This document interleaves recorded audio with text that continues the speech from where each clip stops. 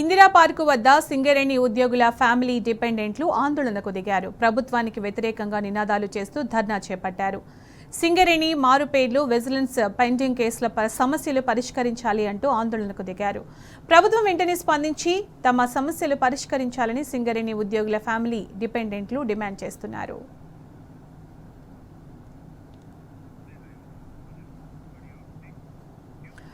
ఇదే అంశానికి సంబంధించి పూర్తి సమాచారం మా ప్రతినిధి ఉదయ్ అందిస్తారు. ఉదయ్, ఇందిరా పార్క్ వద్ద సింగరేణి ఉద్యోగుల ఫ్యామిలీ డిపెండెంట్లు ఆందోళనకు సంబంధించి అప్డేట్స్ ఏంటి ఉదయ్?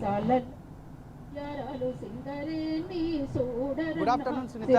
పోరాటం అన్నది కొత్త కాదని చెప్పేసి సింగరేణి కార్మికులు కూడా చెప్తున్న పరిస్థితి కనిపిస్తుంది. ఎందుకంటే సింగరేణి సమస్యలు కూడా వెంటనే పరిష్కరించాలని చెప్పేసి ఈరోజు ఇందిరా పార్క్లో కూడా సింగరేణి కార్మికుల కుటుంబ సభ్యులు కూడా ధర్నా చేస్తున్న పరిస్థితి మనం చూస్తూ ఉన్నాం. ఎందుకంటే సింగరేణి కార్మికులకు ఇచ్చిన మాట ప్రకారం కూడా ఈ కాంగ్రెస్ ప్రభుత్వం కూడా వెంటనే ఇచ్చిన హామీలను కూడా నెరవేర్చాలని చెప్పేసి వారు చెప్తున్న పరిస్థితి కనిపిస్తూ ఉంది.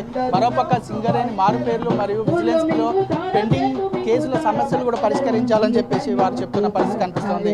దాదాపు అనేక మంది సింగరేణి కార్మికుల కుటుంబ సభ్యులు కూడా ఇక్కడ వచ్చి కూడా ధర్నా నిర్వహిస్తున్నారు. ప్రభుత్వానికి కూడా వ్యతిరేకంగా నినాదాలు ఇస్తూ కూడా ఈ ప్రభుత్వంపై కూడా ప్రశ్నిస్తున్న పరిస్థితి కనిపిస్తూ ఉంది. మనతో పాటు ప్రస్తుతం సింగరేణి కార్మికులకు సంబంధించి నాయకులు ఉన్నారు, వారి మాటలు తెలుసు. చెప్పండి, అంటే ముఖ్యంగా సింగరేణి కార్మికుల సమస్యలు ఏంటి, ఎన్నికల సమయంలో మీకు ఇచ్చిన హామీలు ఏంటి, ఇప్పుడు ప్రభుత్వం నెరవేర్చలేదు, దీనికి ఎలా పోరాడుతున్నారు మీరు?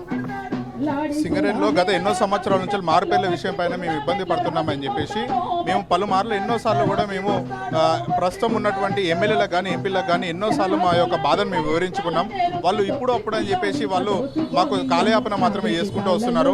ఇవాళ ఇప్పటి వరకు కూడా మేము ఎలాంటి పోరాటం అనేది మొదలుపెట్టలేదు, ఎలాంటి నిరసన అనేది మేము మొదలుపెట్టలేదు.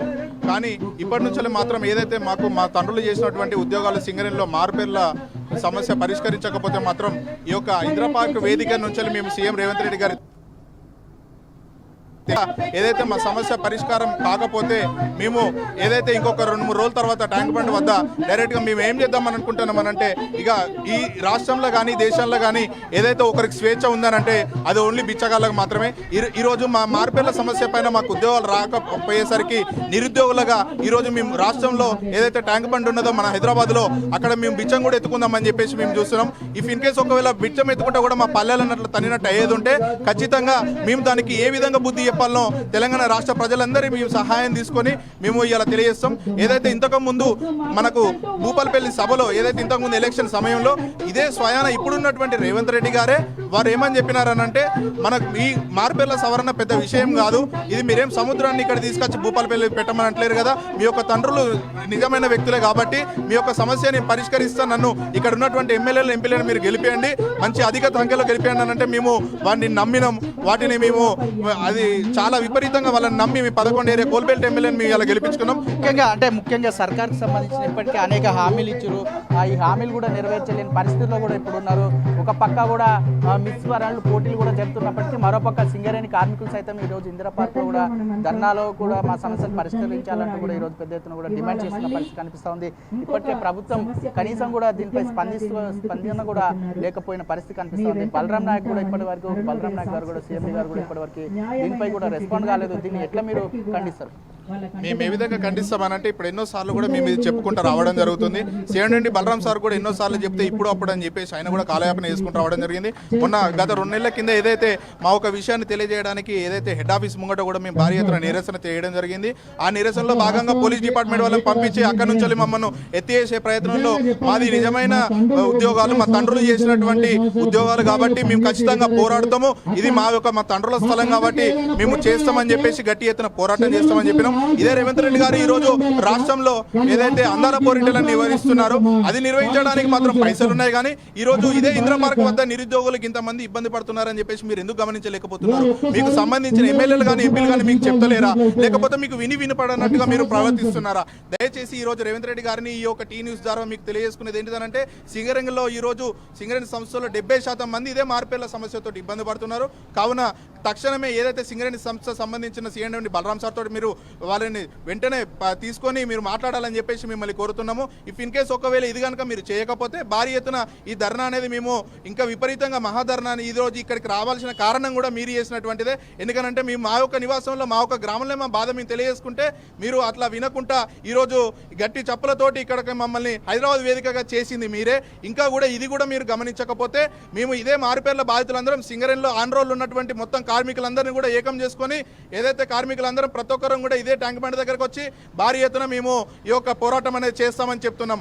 అలా కూడా మీరు ముందుకు రాకపోతే ఇంకా భారీ ఎత్తున మీకు ఏ విధంగా బుద్ధి చెప్పాలనో మిమ్మల్ని గెలిపించుకున్నాం, మిమ్మల్ని ఏ విధంగా కూడా మిమ్మల్ని దించాలో మాకు తెలుసు. ఇప్పుడు అని ఎలక్షన్ సమయం వరకు తీసుకొద్దామని చెప్పి చూస్తున్నారా?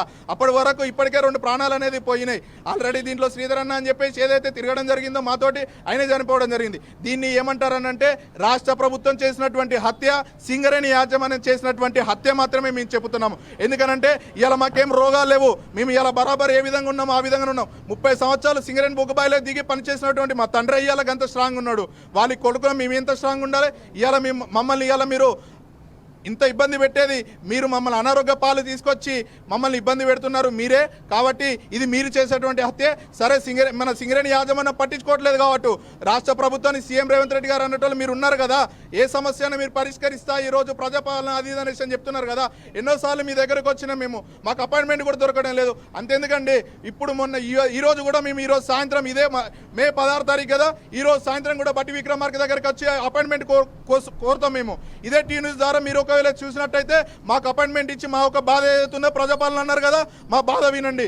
లేదా మేము ఇది కూడా వినకపోతే మేము ఏ విధంగా పోరాటం చేయాలో మేము చేస్తామని ఆల్రెడీ చెప్పినాం. ఈరోజు ఇక్కడ దాకా తీసుకొచ్చింది మీరే. ఇంకా పెద్ద ఎత్తున పోరాటం తీసుకోవాలని మీరు అనుకుంటే మీరు తీసుకెళ్ళండి. మేము ఏ విధంగా చేయాలో మాకు తెలుసు. మమ్మల్ని మీరు బెదిరిస్తే మేము భయపడేది లేదు. ఎందుకంటే మేము ఈరోజు సింగరేణి కార్మికుల కొడుకులం. ఇండియన్ ఆర్మీ ఏ విధంగా అవుతున్నదో వాళ్ళు భయపడరో.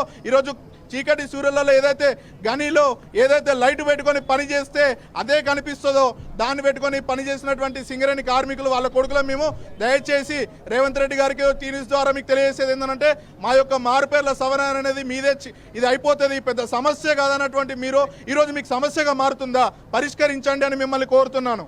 మొత్తానికి అంటే సింగరేణి కార్మికులు అంటే ఒక పట్టు మీద ఉంటారు. అంటే ఏదైతే మాట ఇచ్చారో ఆ మాట మీద ఉంటారు. దాదాపు ఇప్పటికే అనేక మంది సింగరేణి కార్మికులు కూడా ఇచ్చిన హామీలను నెరవేర్చే పట్ల కూడా ఇద్దరు ఆత్మహత్య కూడా చేసుకున్న పరిస్థితి కనిపిస్తుంది. రాబోయే రోజుల్లో కూడా ఇది పెరిగే అవకాశం ఉంది. కాబట్టి మా బాధలను కూడా వెంటనే పరిష్కరించాలని చెప్పేసి ఇప్పుడు ప్రభుత్వాన్ని కూడా మీరు డిమాండ్ చేస్తున్న పరిస్థితి కనిపిస్తుంది. ఒక పక్క ఇచ్చిన హామీలు నెరవేర్చకపోవడం, మరోపక్క ప్రజాపాలన అంటూ కూడా కాలయాపన చేయడం, మరోపక్క అందాల బామ్మాల పోటీలకు కూడా అనేక డబ్బు కూడా వృధా చేయడం వంటివి కూడా ఇలాంటివి చేస్తున్న పరిస్థితి కనిపిస్తుంది. దీన్ని ఎట్లా మీరు ఖండిస్తారు? దీన్ని రాబోయే రోజుల్లో ఎలా ఉండబోతుంది మీ ఉద్యమం?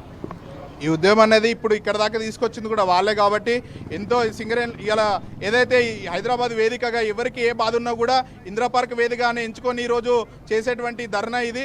ఒకనాడు సరే అది ఇక్కడికి వచ్చి చెప్తే అది ఎవరికైనా రాష్ట్రంలో ఉన్నటువంటి సీఎంలో స్థానంలో ఎవరున్నా కూడా వాళ్ళు ఖచ్చితంగా అక్కడ ఏదో జరుగుతుంది అని చెప్పేసి ఇంటెలిజెన్స్ వాళ్ళ ద్వారా ఎవరి ద్వారా తెలియజేసుకొని దాన్ని పరిష్కరించే వాళ్ళు. ఇప్పుడు ఉన్నటువంటిది ఇక్కడ ఇంతగానో మేము చేస్తే వీళ్ళ సమయం అయిపోతుంది, 2 గంటల వరకు అయిపోతే వీళ్ళు వెళ్ళిపోతారని చూస్తున్నారు. ఆ విధంగా మీరు ఒకవేళ ఆలోచిస్తే మాత్రం అది మీకు మంచిది కాదని తెలియజేస్తున్నాను. మొత్తానికి చూసుకున్నట్లయితే సింగరేణికి సంబంధించిన సమస్యలు వెంటనే పరిష్కరించకపోతే రాబోయే రోజుల్లో కూడా మా ఉద్యమం ఉధృతం చేస్తాము. దీంతోపాటు ఇప్పటికే అనేక సార్లు ప్రభుత్వానికి మొరపెట్టుకుని కూడా కేవలం కనీసం రెస్పాండ్ కూడా కావట్లేదు. ఇప్పటికే ఈరోజు ఉప ముఖ్యమంత్రి బట్టి విక్రమార్క గారి అపాయింట్మెంట్ కూడా కోరాము. ఒకవేళ వారు వీరు అపాయింట్మెంట్ ఇవ్వకపోతే మాత్రం మేము ఇక్కడనే ధర్నా చేస్తామని చెప్పేసి సింగరేణి కార్మికుల కుటుంబ సభ్యులు చెప్తున్న పరిస్థితి కనిపిస్తూ ఉంది.